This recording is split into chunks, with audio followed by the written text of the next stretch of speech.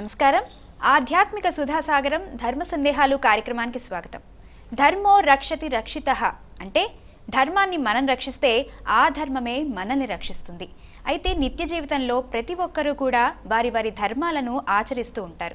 ఆ క్రమంలోనే వారికి అనేక సందేహాలు కలుగుతూ ఉంటాయి. మరి అటువంటి కొన్ని సందేహాలు ప్రేక్షకులు మాకు ఈమెయిల్స్ ద్వారా అలాగే వాట్సాప్ ద్వారా పంపించారు.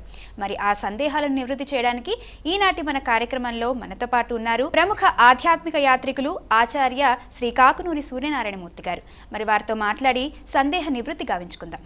నమస్కారం గురుగారు. నమస్కారం అమ్మాయి.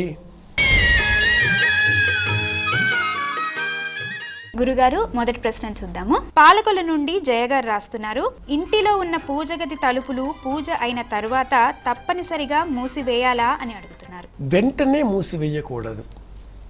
అనేకులకు ఒక సందేహం ఉంటుంది, పూజ చేసిన తర్వాత పూజ గదికి సంబంధించి తలుపులు ఉంటాయి కదా, ఆ తలుపులను వెంటనే మూసేయాలా, కాసేపు అయ్యాక మూసివేయాలా, లేక తెరిచే ఉంచాలా, ఇలా ఒక అనుమానం మనసులో ఉంటుంది.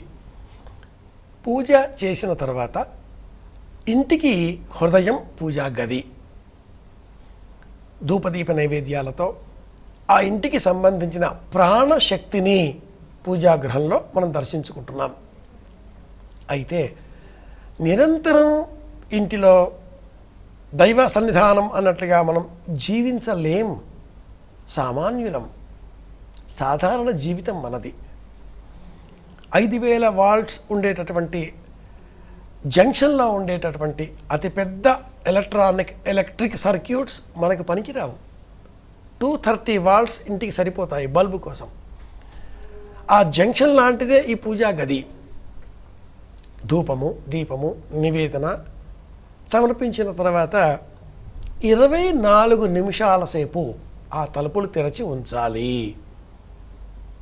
ఇలా వాచి చూసుకుని 24 నిమిషాలు అని కాకుండా ఉజ్జాయింపుగా ఒక 20 నిమిషాలు, అరగంట. 24 అని ఎందుకు మనం అనుకుంటున్నామంటే 24 నిమిషాలకు ఒక ఘడియ ప్రమాణం. ఒక రోజులో 60 ఘడియలు ఉంటాయి. ఇందులో ఆ నివేదన చేసిన అనంతరం దైవశక్తి ఇంటిల్లిపాదిని సంక్రమించే విధంగా తీర్థం తీసుకుంటాం, ప్రసాదం తీసుకుంటాం, నమస్కారం చేస్తాం. అగరత్తుల యొక్క ఆ సాంబ్రాణి పొగ యొక్క సువాసనలు ఇల్లంతా వ్యాపిస్తాయి. ఇల్లంతా కూడా ఒక పవిత్ర భావన అలుముకుంటుంది. అనంతరం తలుపులు కాస్త ఓరగా దగ్గరగా వేస్తే మనం ఎదురుగా నడిచినా, ఏవైనా పదార్థాలు తింటున్నా, ఇంటికి బంధువులు ఎవరైనా వచ్చినా వారందరికీ కూడా సాధారణమైన వాతావరణంలోనే మనం ఇంట్లో ఉన్నాం అన్న భావన కల్పించిన వారం అవుతాం. లేదా ఇల్లు ఎప్పుడూ గుడిలాగా ఉంచాల్సి వస్తుంది. దైవ సన్నిధానంలో మనం పవిత్రంగా ఉండాలి, అబద్ధాలు ఆడకుండా ఉండాలి, మోసాలు చేయకుండా ఉండాలి, సాంసారికమైన జీవన వ్యవహారాలలో పడకుండా ఉండాలి. స్నానం చేసిన వాళ్ళు చేయని వాళ్ళు చిన్న గ్రహాలు కాబట్టి చాలా పెద్ద గృహం అయి ఉండి చాలా గదులు ఉంటే ఎల్లవేళలా తలుపులు తెరిచే ఉంచాలి. కానీ 2 బెడ్రూమ్ 3 బెడ్రూమ్ సింగిల్ బెడ్రూమ్ కిచెన్లో దేవతాగృహం ఇలా చిన్నగా ఉండేటటువంటి నేటి ఆధునిక గృహ సముదాయాలలో ఇల్లు 24 నిమిషాల తర్వాత దేవతాగృహానికి సంబంధించిన ఆ తలుపులు ఓరగా అలా దగ్గరగా వెయ్యాలి. ఇది విషయం. మరో ప్రశ్న చూద్దాం గురుగారు. వైజాగ్ నుండి జయగారు రాస్తున్నారు, పుట్టిన బిడ్డకు చేయవలసిన విధులు ఏమిటి అని అడుగుతున్నారు. శిశువు జన్మించగానే శిశువు తండ్రి సచేల స్నానం, ఏ దుస్తులు ధరించి ఉన్నాడో ఆ దుస్తులతో వెంటనే స్నానం చేయాలి. ఇంకెప్పుడు చేయకూడదు.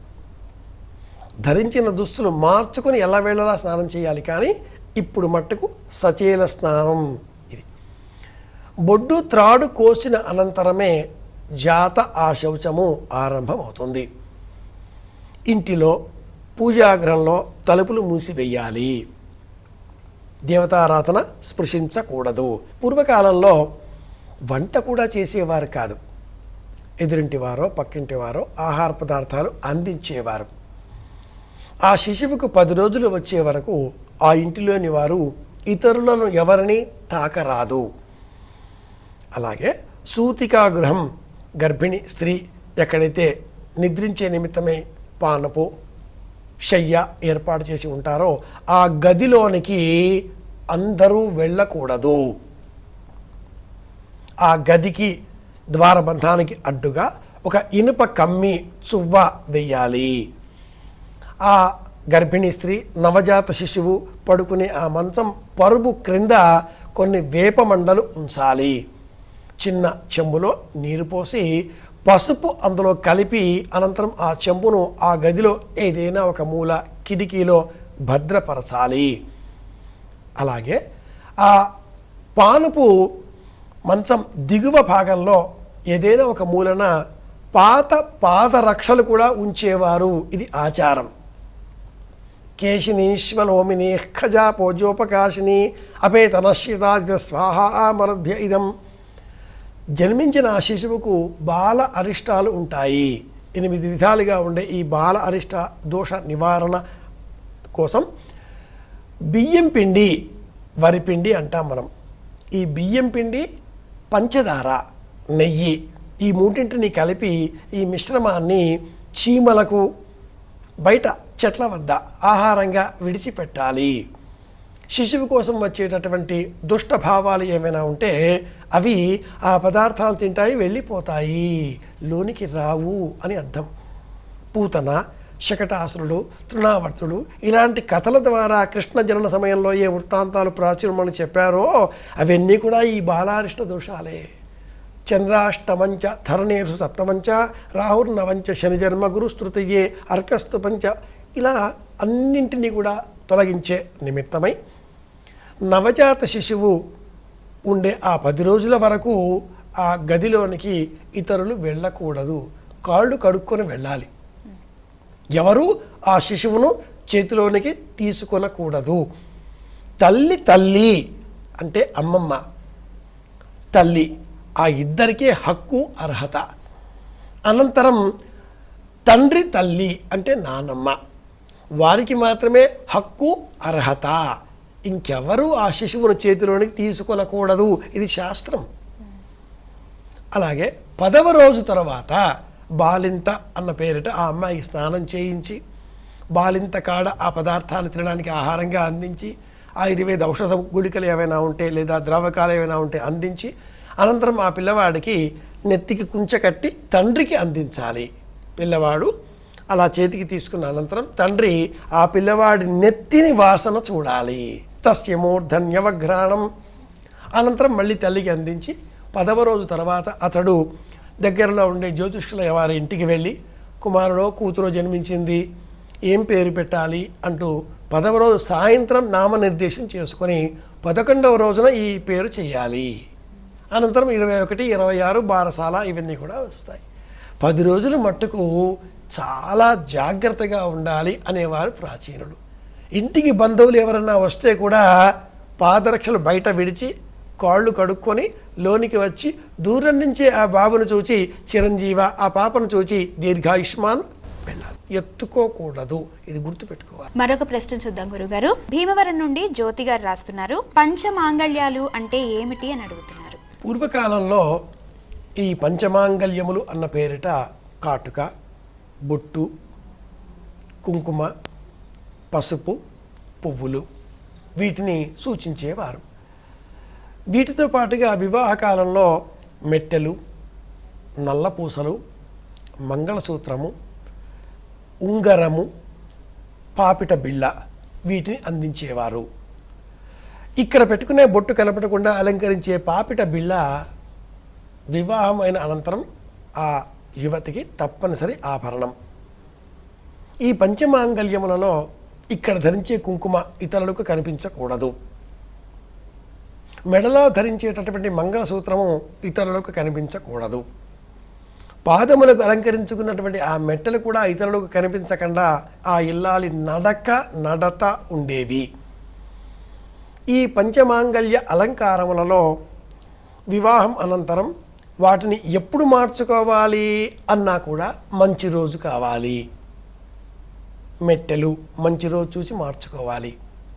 మంగళసూత్రం పెరిగిపోయింది అనేవారు, తెగిపోయింది అనకూడదు. మంగళసూత్రం తెగిపోయింది, తాడు తెగింది, భర్తగారు వెళ్ళిపోయారు అన్న అర్థం వస్తుంది. మన వాళ్ళు దాన్ని కూడా పెరిగింది అనేవారు.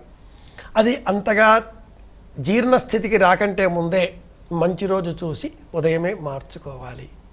కాటికి కంటుక లేకుండా మహిళ గృహిణి భర్తకు కనిపించకూడదు. శిరస్సులో పుష్పాలు లేకుండా కనిపించకూడదు. ఒక్క పువ్వన్నా పెట్టుకోవాలి. రోజు పువ్వులు దొరకవు కదా, మంచి వర్షాకాలం కదా అనుకుంటే కూడా ప్రాచీనులు ఈ పంచమాంగల్యముల వరసలో వివాహంలోనే అమ్మాయికి వాళ్ళ తల్లిగారు బంగారుతో చేసిన సిగ పువ్వు ఇచ్చేటటువంటి వారు. అర్ధచంద్రవంక ఆకారంలో లేదా మల్లెపూల మొగ్గల వలె ఆకారంలో నేటికి ఈ ఆభరణాలు లభిస్తాయి. అది శిరస్సులో లేకుండా ఎల్లాలు భర్తకి కనిపించకూడదు. పంచమాంగల్యముల అలంకారముల వరసలలో మనం చూచింది కుంకుమ. బొట్టు లేకుండా గృహిణి భర్తకు కనిపించకూడదు. స్నానం చేసిన వెంటనే స్నానశాలలోనే అంత కుంకుమ ఇలా రాచుకొని బయటికి వచ్చేవారు. నేటి కాలంలో ప్లాస్టిక్ టిక్లీలు వచ్చేసాయి. అది సర్వకాల సర్వావస్థలలో ధరించేటటువంటిది బ్యాగులో ఉంటుంది కాబట్టి పెట్టుకుంటారు, తీసేస్తూ ఉంటారు. మేకప్ పోతుంది అని తీసేస్తూ ఉంటారు. వాళ్ళ అవసరాలు. భర్త చల్లగా ఉండాలి అనే ఉద్దేశంతో, కలకాలం చల్లగా ఉండాలి, చల్లగా అనే ఉద్దేశంతో మంగళసూత్రాన్ని ఫ్రిడ్జ్లో పెట్టేవాళ్ళు ఉన్నారు. పంచమాంగల్యాలు అంటే మట్టుకు ఇవి ప్రధానమైన అలంకరణలు. పువ్వులు రాస్తుంటే శబ్దం వస్తుంది, అడ్డంగా వస్తుంది అని గాజులు తీసేస్తున్నారు. ఇడా పింగళిగా మధ్య సుషుమ్న జ్వరం వచ్చిందా లేదా చూచేటటువంటి నాడీ వ్యవస్థను నియంత్రించేవి కంకణ ఆభరణములు, గాజులు, కాటుక, కుంకుమ, పువ్వులు. ఇవి ప్రధానమైన, కాలికి పసుపు ప్రధానమైన అలంకారములు, పంచమాంగల్య ద్రవ్యములు. మరొక ప్రశ్న చూద్దాం గురుగారు. విజయవాడ నుండి సరోజిని గారు రాస్తున్నారు, మైల అంటూ లేని వస్తువులు ఏమన్నా ఉన్నాయా అని అడుగుతున్నారు. ఎంగిలి, అంట్లు, మైల మూడు ఒకదానితో ఒకటి పక్క పక్కనే ఉండే పదాలు. మడి మైల లేకుండా పోయింది ఇంట్లో అనే మాట కూడా అప్పుడప్పుడు కొందరు వింటూ ఉంటారు. మడి ఒక నిర్ణీతమైనటువంటి స్థలానికి ఉండే పేరు. వ్యవసాయ క్షేత్రంలో మడికట్లు అంటారు. మడి నిర్ణీతమైన ఒక వస్త్రం ధరించి ఒక బాధ్యతతో ఒక వ్రతం చేసే నిమిత్తమే ఉన్నాడు. అది లేకపోవడం మైల. మైల అశుచిత్వము, శుభ్రత లేకపోవడం. శారీరక అశుచిత్వము స్నానం చేస్తే పోతుంది. మానసిక అశుచిత్వము జపం చేస్తే పోతుంది. ఆత్మ అశుచిత్వము మౌనంతో పోతుంది. ఇవన్నీ దేహగతమైన భావనామయమైనటువంటి విషయాలు. అయితే వీటికి అనుబంధంగా భౌతికంగా కంటికి కనిపించే వస్తువులలో కూడా మడి మైల అనే ఒక విభజన ఉంది. పూర్వకాలంలో పీఠాధిపతులు కూడా, చంద్రశేఖర మహాసరస్వతి స్వామి వారు కూడా వారు పాటించిన ధర్మాన్ని నేటి కాలంలో ఏ పీఠాధిపతి కూడా అనుసరించడం లేదు. పుష్పమాలికలు అల్లి వారికి అందజేస్తే ఆ పుష్పమాలికలు అల్లడం కోసం వినియోగించేటటువంటి ఆ దారం పోగు ఉంటే, దారం ఉంటే వారు తాకేవారు కూడా కాదు. దారం మైల. అరటి దాటతో, అరటి దూట పైన వచ్చే అరటి నారతో అల్లేవారు కొంతకాలం కింది వరకు కూడా మహిళలు. పుష్పమాలకి తెచ్చారు, భగవంతుని అలంకరించాలి, మడి నీళ్లతో సంప్రోక్షిస్తేనే ఆ వస్తువు దారం మైల అన్నది ఇక్కడ మనం గమనించే అంశం అవుతుంది. పూలతో చేరిన కారణం చేత దారాన్ని శిరస్సులో పెట్టుకుంటున్నాం. దారాన్ని ఎవడన్నా నెత్తిలో వేసుకుంటాడా? వేసుకోడుగా. అలా పెట్టాలి, దానికి శుచిత్వం రావాలి. మైల. మైల లేని వస్తువులు అంటే ఆవు నెయ్యి లేదా పాలు లేదా పెరుగు లేదా వెన్న, ఇలా గో ఉత్పత్తులకు సంబంధించిన వస్తువులు ఇవి ప్రధానమైనవి. మిగతా అన్నింటికీ కూడా అశుచిత్వము మైల ఉంటుంది. ఇది గుర్తుపెట్టుకోవాలి. గోమయం, గోపంచితం ఇవి కూడా నిత్య శౌచములు. రుద్రాక్ష ఇది కూడా నిత్య శౌచము. ధావళి ఇది కూడా మైల లేనిది.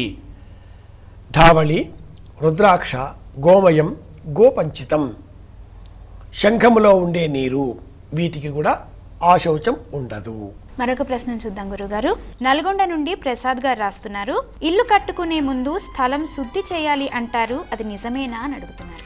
ఒక చోట ఇల్లు కట్టుకుంటున్నాం, ఆ చోట మనం 100 సంవత్సరాల పాటు నివసించే ఆలోచనతో ఉన్నాం. ఒక చోట కూర్చోవాలి అనుకున్నాం, కూర్చునే ముందు ఆ సోఫా శుభ్రంగా ఉందా లేదా చూస్తామా లేదా? ఇంత చిన్న విషయానికే మనం అంత శ్రద్ధ తీసుకున్నప్పుడు 100 సంవత్సరాల పాటు ఆ పైన ఇంకా ఎక్కువగా పరంపరగా తరతరాలుగా ఉండాలి అనుకున్నప్పుడు ఇంటి నిర్మాణం చేసే సమయంలో ఆ స్థలాన్ని శుద్ధి చేసుకోవడం తప్పనిసరి. మన చిన్న వాహనం 2 వీలర్ కావచ్చు, 4 వీలర్ కావచ్చు, ఎక్కడ ఒక చోట పార్క్ చేద్దాం అనుకుంటేనే కింద నీరు ఉందా, బురద ఉందా, పల్లంగా ఉందా, మెరకగా ఉందా, రాళ్ళు ఉన్నాయా, ఎండ కొడుతుందా, నీడ ఎక్కువగా పడుతుందా, చెట్టు కొమ్మలు విరిగి పైన పడతాయా, పక్షుల అశుభ్రతగా చేసే అవకాశాలు ఏవైనా ఇక్కడ ఉన్నాయా, ఇన్ని గమనించి ఆ వాహనాన్ని అక్కడ మనం నిలిపి ఉంచుతామే. అలాంటప్పుడు ఇల్లు కట్టుకుందాం అనుకుంటే అది 100 సంవత్సరాల జీవితానికి ప్రత్యేక భవిష్యత్తు సూచన. కాబట్టి ఇంటి స్థలానికి శుభ్రత తప్పనిసరి. వాసయోగ్యం అవునా కాదా చూసుకోవాలి. బోర్వెల్ వేస్తే నీళ్లు పడతాయా లేదా చూసుకోవాలి.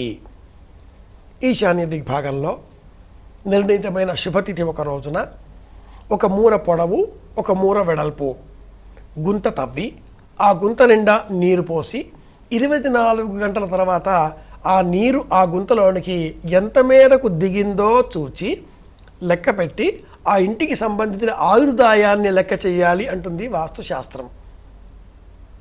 అలాగే ఆ ఇంటికి సంబంధించిన దోషాలన్నీ కూడా తొలగించుకోవడం కోసం స్థల శుద్ధి అన్న పేరిట ఒక గోవును సంవత్సరం దూడతో సహా ఆ స్థలంలో కట్టివేసి గోశాలగా మార్చుకొని అనంతరం అక్కడ మనం ఇంటిని నిర్మించుకుంటే దోషాలు తొలగిపోతాయి. ఆ ఇంటికి ఆగ్నేయ దిగ్భాగంలో ఒక్క మారేడు మొక్క నాటి రక్షిస్తూ అనంతరం ఇంటి నిర్మాణం చేసుకుంటే ఆ ఇల్లు కలకాలం ఉంటుంది. ఆ ఇంటికి ఆగ్నేయ దిగ్భాగంలో వేప మొక్కను కూడా నాటి సంరక్షణ చేసినా కూడా ఇదే ప్రయోజనం మనం పొందవచ్చు. కనుక స్థల శుద్ధి తప్పనిసరి అవసరం. గురుగారు, ఈనాటి మన కార్యక్రమంలో ప్రేక్షకుల సందేహాలకు శాస్త్రీయమైన సమాధానాలు తెలియజేశారు. ధన్యవాదాలు. కృష్ణార్పణం. వీక్షించారుగా ఇది ఈనాటి ధర్మ సందేహాలు కార్యక్రమం. మరో ధర్మ సందేహాలు కార్యక్రమంతో మళ్ళీ కలుసుకుందాం. అంతవరకు సెలవు. నమస్కారం.